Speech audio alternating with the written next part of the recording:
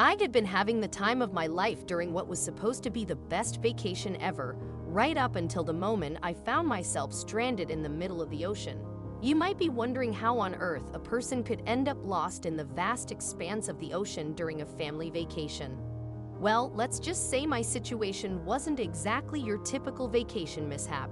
It all started with our plan for a getaway to the Caribbean islands. You see, my family is quite well off, the kind that can afford to charter a private jet for our vacations.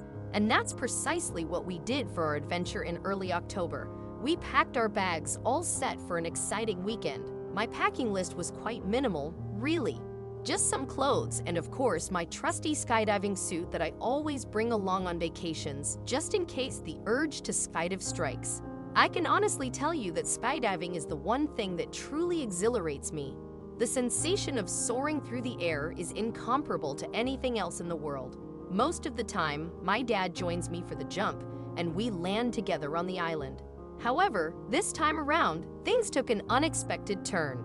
As I prepared to make the jump, I stood near the jet's open door, awaiting my dad to gear up and join me. Peering down, I could see that we were rapidly descending, and my excitement grew with the incredible view below. It was so captivating that I couldn't resist snapping a photo with my phone. But that's when an unexpected mishap occurred. My phone slipped from my grasp, and without thinking, I instinctively leaned forward in a frantic attempt to catch it. In hindsight, you could certainly call my actions foolish, as they caused me to lose my balance and tumble off the jet. Oh my God! I couldn't believe that this was actually happening to me. Everything unfolded at such a rapid pace that I couldn't even utter a word or cry out for help. I began my descent, surrounded by the frantic shouts of my parents, and as I fell, I steeled myself for what I had to do: parachute to safety without my dad alongside me. Approximately 10 seconds later, the automatic parachute deployed, signaling that something had gone awry. My mind raced, trying to figure out what had caused this premature deployment. It must have been the chaotic manner in which I had tumbled out of the jet. The abruptness and incorrect execution of my exit must have triggered the early chute release. Now, I found myself hurtling towards the earth with no certainty of where I would land. Glancing downward, all I could see was an expanse of water, and I felt a surge of trepidation. I wasn't entirely certain if I was headed for an ocean landing, but I fervently hoped otherwise, as that would present a significant predicament. Moments later, I made contact with the ocean's surface. Swiftly, I had to react to prevent myself from drowning. Recalling my training, I knew that if you landed in water, you had to swiftly unfasten your chest strap, shed your gear, and swim out from under the parachute. Despite my mounting panic, I forced myself to maintain composure because my survival depended on it. It took some time before I could focus on swimming properly, as my mind raced with the fear of becoming entangled in the parachute and being pulled beneath the water's surface. As I scanned my surroundings, all I could see was an endless expanse of water. No ships, no land, no people, just an abyss of nothingness. In a bid to ease my mobility, I removed my shoes and swam in what I hoped was the direction of an island. However, after a while, the realization set in that I had no way of confirming if I was heading in the right direction. In that moment, the full extent of my predicament began to dawn on me. I cannot adequately describe the sheer terror that gripped me. Never in my life had I been so frightened. My body was growing weary, the act of swimming increasingly arduous, and I couldn't help but wonder if this would indeed be my final day on Earth. In that harrowing moment, a realization washed over me. I recollected the countless adventures I had embarked upon with my parents, many of which had presented significant challenges. I understood that self-pity would not lead to my survival. I had to muster the will to fight for my life. This was a situation I never thought I'd find myself in. Although I must admit, fleeting worst-case scenarios had crossed my mind at times, those intrusive thoughts that tend to visit everyone from time to time. However, never had I truly contemplated such a dire situation. Now my primary concern was preserving my energy, as my body felt as heavy as lead. I had to be cautious not to overexert myself and risk sinking below the surface. I made the decision to float for a while, attempting to conserve my strength. Yet, as I floated there alone, my mind was plagued by a cascade of ominous thoughts. Here I was, adrift in the middle of the vast ocean. What if a shark emerged from the depths and decided to make a meal of me? They could detect the scent of blood from miles away, and their jaws could snap shut with terrifying speed. I couldn't shake the haunting notion that even as I floated on the surface, a stealthy shark might be lurking in the abyss, patiently awaiting the opportune moment to strike. My unease persisted. What if, by some stroke of misfortune, a sudden violent storm were to surge forth, carrying me further away from where my parents were searching?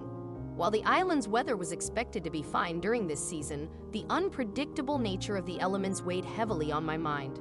Deep down, I recognized the irrationality of these fears, but logic seemed to elude me in that moment. Never before had I felt such profound weakness. I was entirely at the mercy of the elements, unable to control my circumstances. If anything were to go awry in this remote expanse, I could meet an untimely end, and my parents might never learn of my fate. Adrift in the vast openness of the sea, I couldn't help but grasp the stark vulnerability of my situation. My mind was awash with a deluge of thoughts, each seemingly heavier than the weight of my own fatigued body. Panic seized me once more, compelling me to resume swimming desperately, hoping to find some semblance of safety. But then reason prevailed, and I understood that I had to regain composure if I were to have any chance of survival. I reluctantly resigned myself to the fact that waiting was my only viable option. Exhausting my energy in that moment would prove detrimental, as I needed to conserve it for the impending trials. The ocean's depths concealed potential threats, perhaps lurking sharks, and I couldn't afford to be spent when the time came to defend myself. My resolve bolstered me, even if those were mere words, offering a fleeting sense of reassurance. Desperate to distract myself from the dire circumstances, I sought solace in my imagination. Lying there, gazing up at the sky, I devised small mental games to fill the seemingly endless hours. I studied the clouds, fashioning images within their shifting forms and recollecting related memories. As I beheld those clouds, I saw slopes. Vivid memories of our family skiing trip from the previous year emerged. I remember the exhilaration of skiing down majestic mountains, the frigid kiss of the snow on my face, the comforting warmth of the hot chocolate we sipped in the lobby at day's end, and the cozy glow of the fireplace in our room where we played board games. It was a cherished recollection, one of my favorite memories from the year prior. The clouds continued their silent journey across the sky, oblivious to my predicament, and I watched as the sun gradually descended toward the horizon. Yet I remained uncertain about the passage of time. My entire body throbbed with discomfort, aches emanating from the initial impact with the water to the relentless exertion of my swim. I had pushed myself beyond any previous limits, compelled by the sheer will to survive. The most agonizing part was the uncertainty of how much longer I'd need to endure. At that moment, I lacked the energy for panic, reduced to a state of exhaustion where floating was the only option.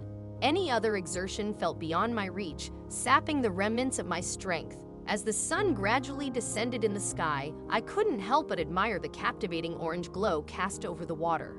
It struck me that this might be the last sight I'd behold before meeting my end. With the sun's final disappearance, yielding to the emergence of stars, my body wavered, threatening to slip beneath the surface. I fought desperately to maintain my buoyancy for just a little while longer. My eyes welled with tears, their presence masked by the surrounding water. I tightly shut my eyes, my thoughts spiraling into despair. The nagging doubt crept in. What if my parents were searching in the wrong location? What if my earlier swimming had been in the wrong direction, inadvertently hindering their efforts? Determination surged within me, surpassing any previous exertion. Reopening my eyes, I gazed up at the stars. One particular point of light outshone the rest, casting a brilliant reflection on the water's surface. When I shifted my gaze skyward, I could no longer discern it as a star. Its radiance intensified, revealing its true nature as a boat approaching. A faint smile graced my lips as the vessel drew nearer. Summoning the last dregs of my strength, I let out a desperate scream for help. The sight of impending rescue flooded me with relief. I remained unaware of how much time had passed or whether I'd endure, but the mere prospect of assistance infused me with newfound hope. The crew aboard the approaching boat facilitated my rescue, helping me aboard and guiding me to a small cot they had prepared for me. Only after I was safely out of the water did I truly grasp how bone-chillingly cold I had become. Witnessing my shivers, the rescue crew swiftly bundled me up, warding off the encroaching chill of the night, and set a course for the island. It was finally over, and as I was transported to the local hospital, I anxiously awaited my parents' arrival. The hospital staff fussed over me for quite some time, meticulously checking for any cuts or bruises, ensuring I was well rested and well fed.